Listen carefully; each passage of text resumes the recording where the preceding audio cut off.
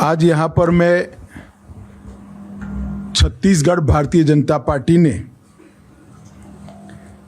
आगामी चुनाव में छत्तीसगढ़ की जनता से ढेर सारे लाखों की संख्या में सुझाव प्राप्त कर जिस चुनाव के एजेंडे पर हम चुनाव लड़ने चाह रहे हैं वो घोषणा पत्र को आप सबके सामने प्रस्तुत करने के लिए मैं यहां आया हूं। मित्रों, भारतीय जनता पार्टी का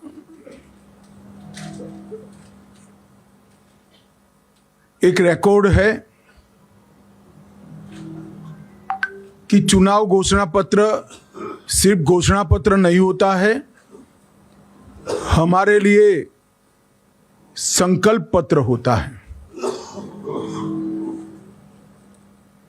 कोई विवाद के बगैर ऐसे ही एक संकल्प की परिपूर्ति करते हुए हमने छत्तीसगढ़ राज्य की स्थापना की थी और छत्तीसगढ़ राज्य की स्थापना का उद्देश्य जो था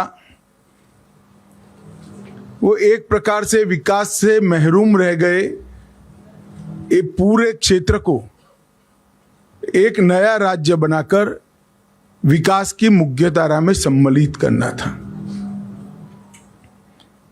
छत्तीसगढ़ की स्थापना के कुछ ही समय के बाद हमें छत्तीसगढ़ के लिए काम करने का मौका मिला। 15 साल तक रमन सिंह जी के नेतृत्व में छत्तीसगढ़ में भारतीय जनता पार्टी की सरकार चली और ये 15 साल छत्तीसगढ़ को बीमारू राज्य से एक अच्छे राज्य में तब्दील करने वाले 15 साल रहे। अभी 5 साल कांग्रेस की सरकार रही, अब फिर से चुनाव आया है।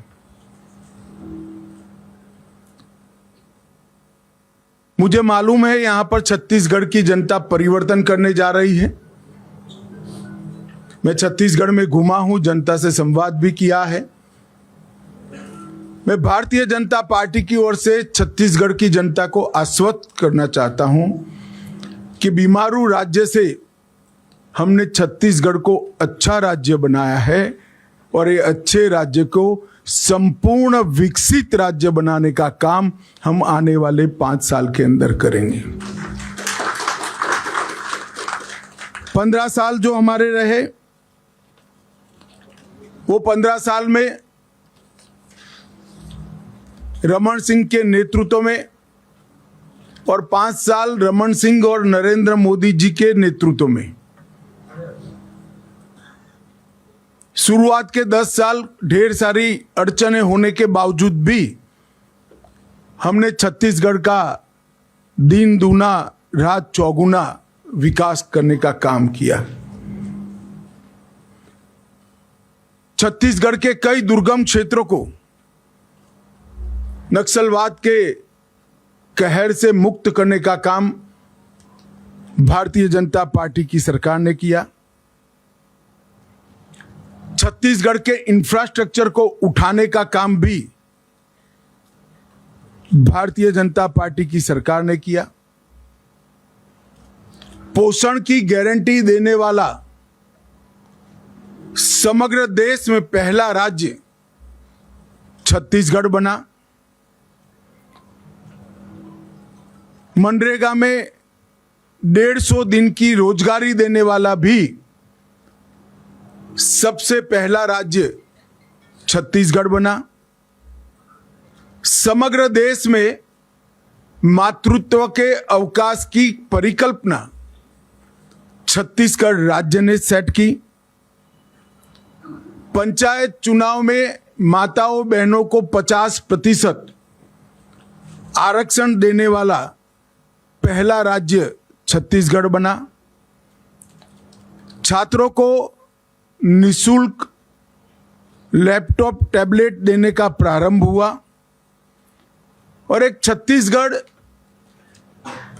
बिजली के अकाल से हमेशा पीड़ित था, वो पावर सरप्लस स्टेट बनाने का काम भी भारतीय जनता पार्टी ने किया। इसके साथ साथ पावर हब, सीमेंट मैन्युफैक्चरिंग का हब, इस्पात मैन्युफैक्चरिंग का हब, एल्यूमिनियम मैन्युफैक्चरिंग का हब, हेल्थ केयर की अच्छी सुविधाएं और डिजिटल क्रांति की शुरुआत भी भारतीय जनता पार्टी के शासन में हुई। आदिवासी अंचल जहां एक कॉलेज स्थापना भी बड़ा दिक्कत था, सरगुजा और बस्तर में 2 नए विश्वविद्यालय बनाने का काम भारतीय जनता पार्टी ने किया और दंतेवाड़ा जैसे सुदूर क्षेत्र में भी शिक्षा के नए मानांक गढ़ने का काम रमन सिंह के नेतृत्व में भारतीय जनता पार्टी ने किया। उसी कालखंड में 2 मेडिकल कॉलेज से वहां से बढ़ाकर हमने 15 तक पहुंचाए। मेडिकल के विद्यार्थियों की सीटों की उपलब्धि 100 से बढ़ाकर 1100 तक ले गए। इंजीनियरिंग कॉलेज 14 से बढ़ाकर 50 तक ले गए। पॉलिटेक्निक कॉलेज 10 से बढ़ाकर 51 तक ले गए। ITI 61 से बढ़ाकर 176 तक ले गए। डेंटल कॉलेज 1 से बढ़ाकर 5 तक ले गए। नर्सिंग कॉलेज 1 से बढ़ाकर 84 तक ले गए। मैनेजमेंट के कॉलेज 2 से बढ़ाकर 16 तक ले गए और पशु चिकित्सा कॉलेज और कृषि कॉलेज 4 से बढ़ाकर 31 तक ले जाने का काम हुआ। परंतु बीच में भूपेश जी की प्रकृति है ऐसे, और ये तो मानना ही पड़ेगा, झूठा प्रचार करने में पूरे भारत में उनका कोई सानी नहीं है। गलत सीडी बनाना, फर्जी सीडी बनाना, फर्जी पेन ड्राइव बनाना, फर्जी अखबार में समाचार प्लांट करना, इसमें इनको सिद्धता है। एक वातावरण बनाकर उन्होंने 5 साल के लिए सत्ता ली और ये 5 साल में क्या हुआ? 2000 करोड़ का शराब घोटाला हुआ, 540 करोड़ का कोयले के परिवहन का घोटाला हुआ, प्रधानमंत्री अन्न योजना में कोरोना के समय में हजारों करोड़ का घोटाला किया। और मैंने मेरे सार्वजनिक जीवन में कभी भी देश भर में कहीं पर भी और आज भी होने के बाद भी गोबर में कोई घोटाला कर सकता है ऐसी सक्षमता नहीं दिखी है। यहां पर गाय के गोबर में भी घोटाला करने का काम इन्होंने किया। 1300 करोड़ का गोठान घोटाला किया, 600 करोड़ का PDS घोटाला, 5000 करोड़ का अभी तो शुरुआती जांच है महादेव ऐप का घोटाला, जिनके कारण उनकी नींद उड़ी हुई है। पब्लिक सर्विस कमीशन का घोटाला हुआ। प्रधानमंत्री जी ने गरीब आदिवासियों के विकास के लिए खदान से जो खनिज बाहर आता है, इसका एक हिस्सा डिस्ट्रिक्ट मिनरल फंड के लिए बनाया। इसमें से भी 700 करोड़ रुपए सरकार चाऊ कर गई।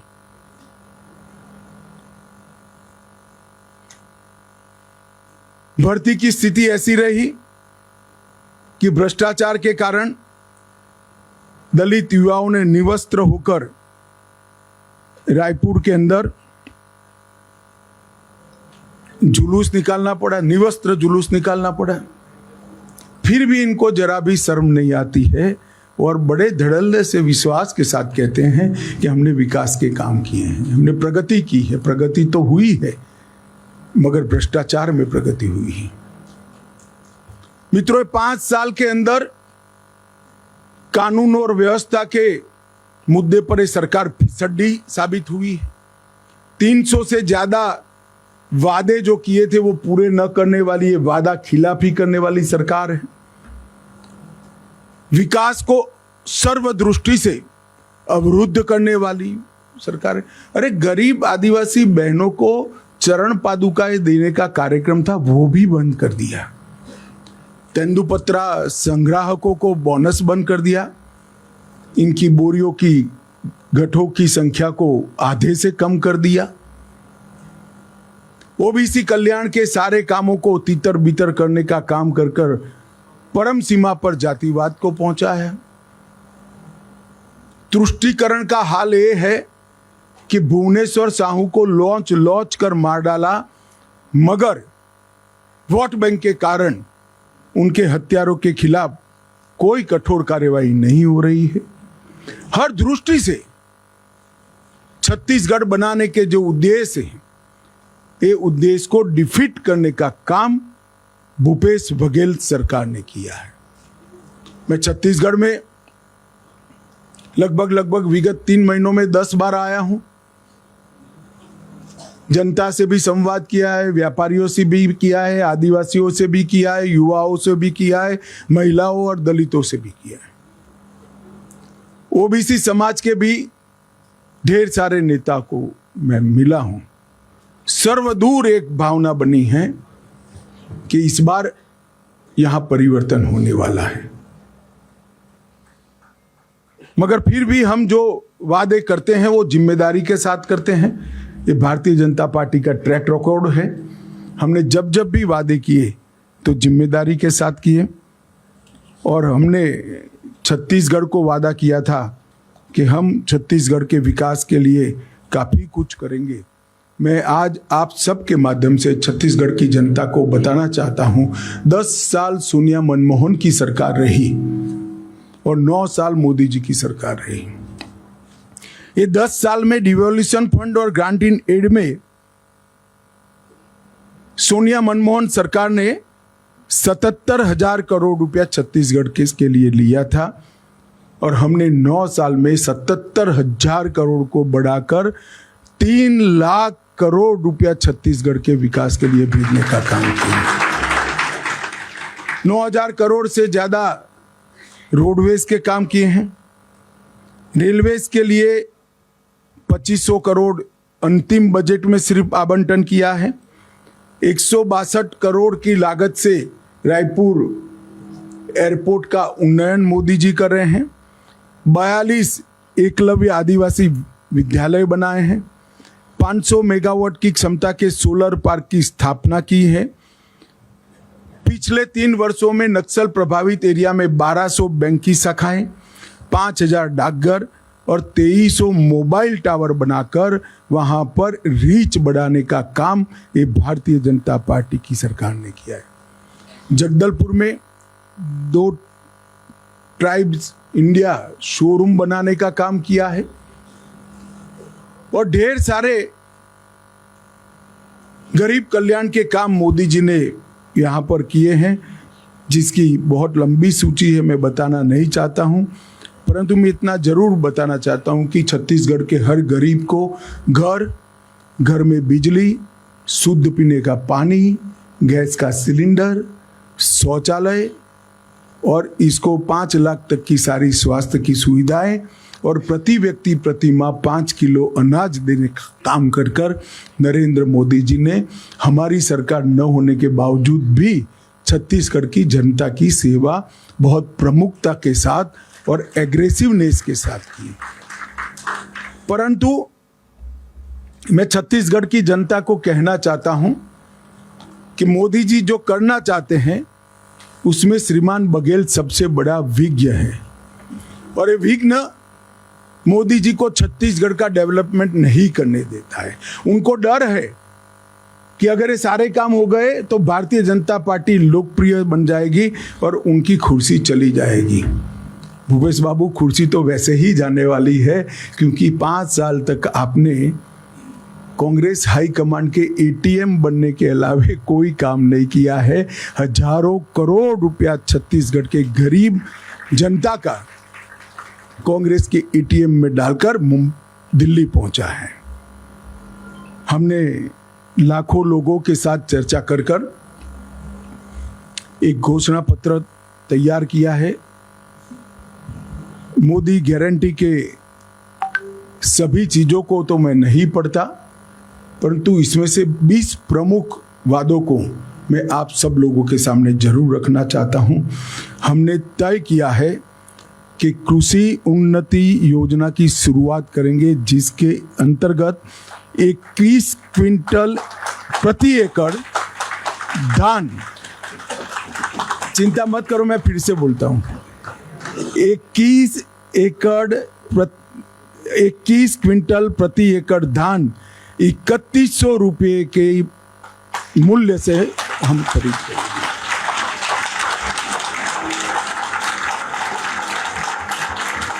और इसके साथ साथ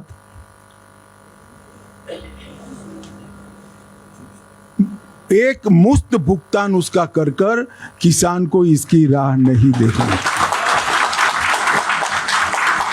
मैं यहां पर एक स्पष्टता जरूर करना चाहूंगा छत्तीसगढ़ की जनता के सामने कि अभी 2700 रुपया जो मिल रहा है छत्तीसगढ़ की जनता को, इसमें से 2200 रुपया मोदी जी भेज रहे हैं और बघेल साहब 500 रुपया अंदर डालकर, वो भी लेट, एक साल लेट, 500 रुपया डालकर 2700 रुपये की क्रेडिट ले रहे हैं।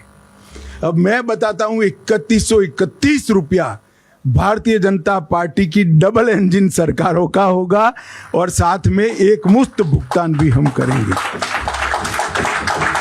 इन्होंने एक नया बहाना बनाया है कि भुगतान नहीं करना है, खरीद नहीं करनी है तो बारदान की उपलब्धि नहीं कराते हैं। हम ये भी स्पष्ट कर देते हैं कि बारदान की उपलब्धि धान की खरीदी के पहले ही पर्याप्त मात्रा में कर ली जाएगी। इन्होंने वादा किया था हर महीना महतारी वंदन योजना के तहत हम महिलाओं को कुछ मुआवजा देंगे, नहीं दिया। हमने तय कर लिया है कि 12,000 रुपया सालाना हर विवाहित महिला को देने का भारतीय जनता पार्टी निर्णय किया। इन्होंने 5 साल तक सरकारी पदों पर भर्तियों में करप्शन नहीं हो पाया, इसलिए भर्तियां रोक दी। जब तक उनकी उगाही नहीं होती है भर्ती नहीं करते हैं। इसके कारण भर्ती की स्पीड हो गई, मोल भाव देने वाला नहीं मिला तो भर्ती ही नहीं करना। इसके कारण ढेर सारे पद खाली रह गए। 1 लाख खाली पदों को सिर्फ 2 साल के अंदर समयबद्ध टाइम टेबल तय कर हम इसकी भर्ती करेंगे। 18 लाख प्रधानमंत्री आवास योजना के घर बनाएंगे और छत्तीसगढ़ के हर घर में निर्मल जल नल से पहुंचाने का हम कार्यक्रम करेंगे। इसके साथ साथ तेंदुपत्ता संग्रहण में जो मेरे आदिवासी भाइयों बहनों जुड़े हैं उनको बड़ा अन्याय हुआ है। हम प्रदेश में तेंदुपत्ता संग्रहण 5500 रुपया प्रति मानक बोरों में करेंगे। संग्रहण के मौजूदा दिनों में 15 दिन करेंगे, इसकी बढ़ोतरी करेंगे। चरण पादुका योजना फिर से चालू करेंगे और अतिरिक्त संग्रहण करने वालों को 4500 रुपये का बोनस भी भारतीय जनता पार्टी की सरकार देगी। भूमिहीन खेतीहर मजदूरों को दीनदयाल उपाध्याय कृषि मजदूर कल्याण योजना के तहत 10,000 रुपये की सालाना मदद करने का काम भारतीय जनता पार्टी करेगी। आयुष्मान भारत योजना जो मोदी जी ने देश के 60 करोड़ गरीबों के लिए इंट्रोड्यूस की है, हम प्रत्येक परिवार को 5 लाख की योजना तो देंगे ही देंगे। इसके साथ साथ 10 लाख तक का पूरा जिसको जरूर पड़ेगी इसका उपचार मुख्यमंत्री राहत कोष से किया जाएगा, क्योंकि ज्यादातर लोगों को 10 लाख के उपचार की जरूरत ही नहीं पड़ती है, तो प्रीमियम खर्च करने की जरूरत नहीं है। परंतु किसी को भी 5 लाख से ऊपर खर्च होगा वो मुख्यमंत्री राहत कोष से देकर हम इस योजना को 10 लाख तक ले जाएंगे। प्रधानमंत्री जन औषधि केंद्र जो 90% से 30% सस्ती दवाइयाँ, जीवन रक्षक दवाइयाँ देता है। हम राज्य में 500 नए जन औषधि केंद्र खोलेंगे जिससे गरीब लोगों को सस्ती दवाइयाँ उपलब्ध कर सकें। हमें सुनिश्चित करेंगे कि पब्लिक सर्विस कमीशन की परीक्षा में पारदर्शिता होगी और इसको इस तर्ज पर करेंगे कि 5 साल में एक भी भर्ती घोटाला किसी के सामने नहीं आएगा। इसके साथ साथ भर्ती घोटाले में जो घपले करे हैं वो निश्चिंतता के साथ न सोए। आज से आप माला करना शुरू कर दो। सरकार आते ही आपके खिलाफ कठोर क्रिमिनल जांच की हम घोषणा करते हैं। छत्तीसगढ़ की उद्यम क्रांति के लिए डिटेल बाद में दिया जाएगा, परंतु जो युवा एक सीमा मर्यादा में नया उद्योग डालेंगे, इसको 50% सब्सिडी के साथ ब्याजमुक्त कार्यशील मूडी का हम भुगतान करेंगे। स्टेट कैपिटल रीजन एनसीआर की तर्ज पर रायपुर, नया रायपुर, दुर्ग और भिलाई नगर क्षेत्र को मिलाकर एक एससीआर बनाएंगे जिससे नगर आयोजन ढंग से हो और जमीनों की कालाबाजारी न हो। सेंट्रल भारत का इनोवेशन हब बनाने के लिए हम रायपुर में एक बहुत बड़ा इनोवेशन का केंद्र बनाएंगे जिससे कम से कम राज्य के अंदर 6 लाख से ज़्यादा रोजगार उत्पन्न होंगे। रानी दुर्गावती योजना बीपीएल वर्ग की बालिकाओं के जन्म पर 1,50,000 रुपया उनको वयस्क होने पर मिले, इस प्रकार की हम रानी दुर्गावती योजना लेकर आएंगे। और माताओं बहनों को मोदी जी ने गैस का कनेक्शन दिया है। छत्तीसगढ़ सरकार 500 रुपये में गैस का सिलेंडर देने की भी घोषणा करती है। और इसके साथ साथ हम कॉलेज आने जाने के लिए डायरेक्ट बेनिफिट ट्रांसफ़र के माध्यम से मासिक ट्रैवल अलाउंस भी लेंगे। जो मैंने आगे कहा, हजारों करोड़ का घपला घोटाला हुआ है। घोटाला किसने किया उसका महत्व नहीं है, जनता का पैसा है, पाई पाई वापिस खजाने में आनी चाहिए। हमारी सरकार का नीति है भ्रष्टाचार के खिलाफ जीरो टॉलरेंस का। भ्रष्टाचार के खिलाफ जांच आयोग भी बनाएंगे और क्रिमिनल इन्वेस्टिगेशन की भी हम शुरुआत करेंगे। एम्स के तर्ज पर Chhattisgarh institute of medical science CIMS, हर लोकसभा क्षेत्र में आईआईटी की तर्ज पर CIT Chhattisgarh institute of technology और हर संभाग में सिम्स, इसकी रचना कर पढ़ाई लिखाई, रोजगार युक्त पढ़ाई लिखाई और स्वास्थ्य की सुविधा दोनों को छत्तीसगढ़ सरकार ताकत देगी। दोनों सिम्स और सीट के मॉडल भी हमने बना लिए हैं कि वो किस तर्ज पर काम करेंगे और इसके मानक क्या होंगे। इन्वेस्ट छत्तीसगढ़ सम्मेलन की शुरुआत कर वैसे भी इन्वेस्टमेंट आएगा, भ्रष्टाचार नहीं होगा, मगर फिर भी एकल खिड़की योजना शुरू कर इन्वेस्ट छत्तीसगढ़ सम्मेलन की फिर से शुरुआत कर हम इन्वेस्टमेंट को यहाँ लाएंगे। सरकार तुहर द्वार के माध्यम से लोकाभिमुख एडमिनिस्ट्रेशन की दिशा में हम आगे बढ़ेंगे।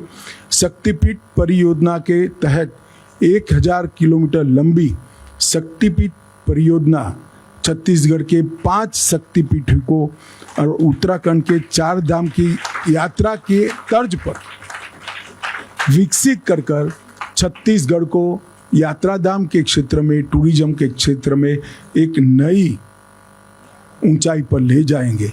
और सबसे अंतिम है, अयोध्या में राम मंदिर बन रहा है। 22 जनवरी को मोदी जी इसका प्राण प्रतिष्ठा करने वाले हैं। छत्तीसगढ़ के गरीब लोगों को राम लल्ला के दर्शन के लिए राम लल्ला दर्शन योजना भी हम लेकर आएंगे, जिससे राम लल्ला के दर्शन करें।